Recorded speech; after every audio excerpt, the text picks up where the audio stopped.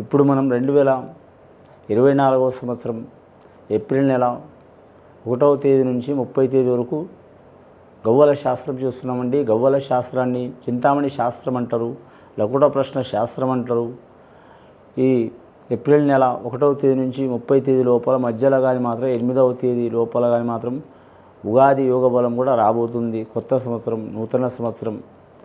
మన తెలుగు ఉభయ రాష్ట్రాల్లో మాత్రం నూతన సంవత్సరం అంటారు దానికి. ఈ నూతన సంవత్సర శుభాకాంక్షలు అండి. ఈ క్రోధినామ సంవత్సర బలంలో ఈ మాసం ఎలా ఉందో ఏప్రిల్ నెల 1వ తేదీ నుంచి 30వ తేదీ వరకు ఎలా ఉందో 12 రాశుల వారి పేరు మీద మేషరాశి నుంచి మీనరాశి వరకు. మొదటి రాశి అండి మేషరాశి వారి పేరు మీద గవ్వలు వేసి చూద్దామండి. 9 గవ్వలు 3 సార్లు వేసి వాటిని లెక్కబెట్టి గుణించి వారి జ్యోతిష్య విశేష బలం ఎలా ఉందో ఈ మాసం చూద్దామండి.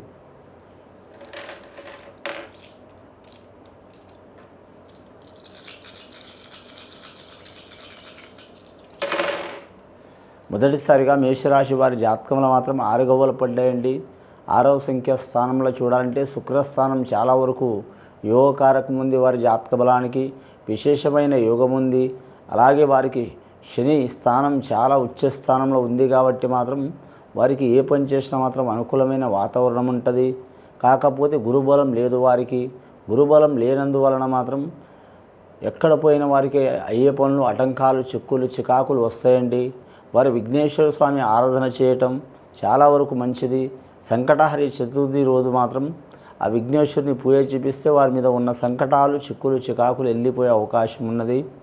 వీలైతే గుడిలా లేదా లేకుండా మాత్రం పండిత పాములతో సద్బ్రాహ్మణులతో పూజ చేయించడం చాలా మంచిది, లేదా ఇంట్లోనే చేయించుకోవడం చాలా మంచిది. ఆటంకాలు తొలగిపోతాయండి.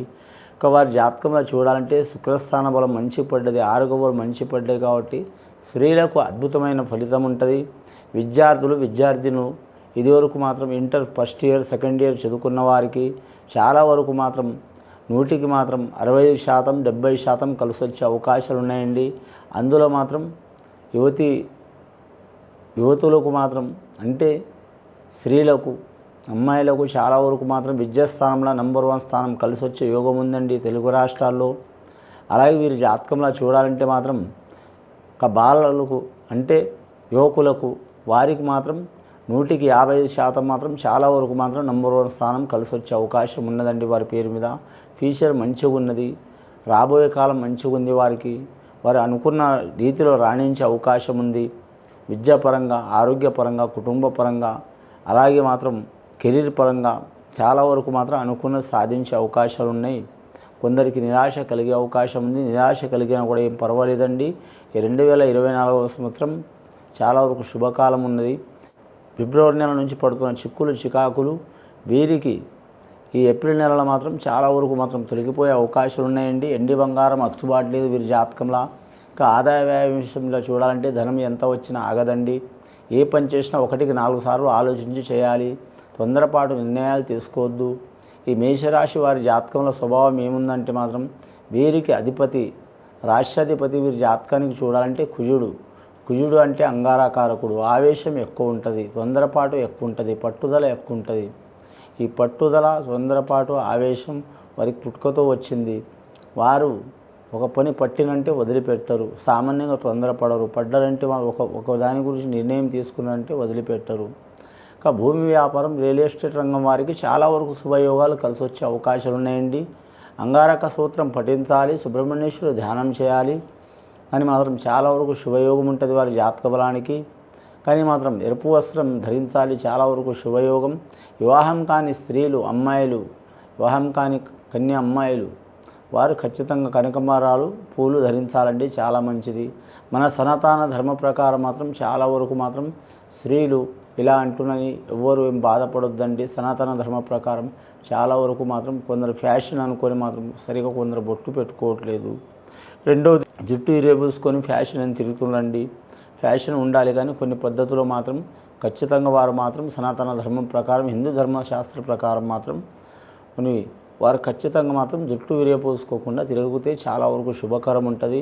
రెండవది కనకాంబరాలు పూలు ధరిస్తే చాలా మంచిగా ఉంటుంది. కళ్యాణంలో చిక్కులు, చికాకులు ఉన్నవారు మాత్రం పార్వతీ పరమేశ్వర కళ్యాణం చేపించడం కానీ, లేదా మాత్రం సీతారాముల కళ్యాణం చేపించడం కానీ, లేదా సత్యం వారి జాతకంలో చూడాలంటే మాత్రం గణపతి హోమం చేపించడం కానీ, సుబ్రహ్మణ్యేశ్వర స్వామిని పూజ చేపించడం కానీ, అలాగే మాత్రం సర్పదోషం ఉంటే మాత్రం నాగేంద్రుడికి పూజ చేపించడం కానీ చాలా మంచిది. కులదేవత ప్రకారం ఆచార ప్రకారం రేణుక ఎల్లమ్మ ప్రకారం చేపించినా కూడా మాత్రం నాగేంద్రుడు తప్పకుండా ఉంటాడండి. వీరి జాతకంలో అశ్విని నక్షత్ర జాతకులకు కలిసి వచ్చే అవకాశం ఉంది. కృతికా నక్షత్రం వారికి మాత్రం కొన్ని ఇబ్బందులు తప్పవు. అశ్విని నక్షత్రం వారి జాతకంలో చూడాలంటే మాత్రం కేతు మహర్దశ జాతకం వైడూర్యం ధరించడం చాలా మంచిది. వారికి అన్ని వారాలు అనుకూలమే, ఒక్క మంగళవారం కలిసి రాదండి. కానీ మాత్రం కృతికా నక్షత్రం వారికి ఆదివారం సోమవారం కలిసి వచ్చే అవకాశం ఉన్నది వారి జాతక బలానికి. లక్కీ నెంబర్ 1 వస్తుంది వారి జాతక బలానికి. కానీ మాత్రం కృతికా నక్షత్రం వారి జాతకం శుభయోగం ఉంది. వెండి బంగారం కలిసి రాదండి. ఇక వ్యాపారం చేసే వారికి మాత్రం వారు ఏ బిజినెస్ చేసినా సరే మాత్రం చాలా వరకు అనుకూలమైన వాతావరణం ఉంటుంది వారి జాతక బలానికి. కొత్తగా వ్యాపారం మొదలుపెట్టేవారు కలిసి వచ్చే అవకాశాలు ఉన్నాయి. వారు ఆహార పదార్థాలకు సంబంధించిన వ్యాపారం చేస్తే హోటల్ రంగం కావచ్చు, రెస్టారెంట్ రంగం కావచ్చు, లేదా టీ స్టాల్ కావచ్చు, లేదా మాత్రం స్వీట్ షాప్ కావచ్చు. మన తినుబండారాలు చాలా రకాలు ఉంటాయండి, కొన్ని వందలాది రకాల పదార్థాలు ఉంటాయి. అలాంటి వ్యాపారం చేసేవారు కలిసి వచ్చే అవకాశం ఉన్నది. ఇక వస్త్ర వ్యాపారం చేసేవారు కూడా కలిసి వచ్చే అవకాశం ఉంది, స్త్రీలకు పురుషులకు. ఇక వీరి జాతకంలో చూడాలంటే ఫ్యాషన్ రంగంలో స్త్రీలు ప్రయత్నం చేసేవారు కూడా కలిసి వచ్చే అవకాశం ఉంది. కళాకారులు అద్భుతంగా రాణించే అవకాశం ఉందండి. రెండవసారి గవ్వలేద్దామండి.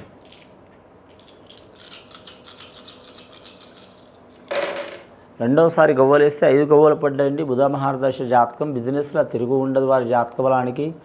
ఇక డాక్టర్లు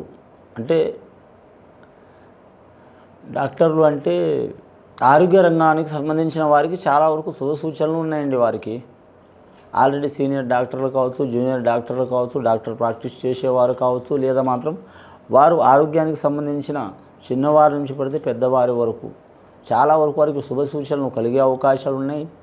వారు గవర్నమెంట్ సర్వెంట్లు కావచ్చు, లేదా ప్రైవేట్లో చేస్తున్న వారు కావచ్చు, చాలా వరకు శుభయోగాలు కలిసి వస్తాయి. విదేశానం వెళ్ళాలనుకునే వారికి తిరుగు ఉండదు. నల్ల బట్టలు మాత్రం తొడగవద్దండి. శనివారం తొడగవచ్చు. వారి పేరు మీద మాత్రం మొత్తం ఇప్పటివరకు అయితే 11 గవ్వలు పడ్డాయండి. మూడవసారి గవ్వలేసి చూద్దామండి వారి పేరు మీద.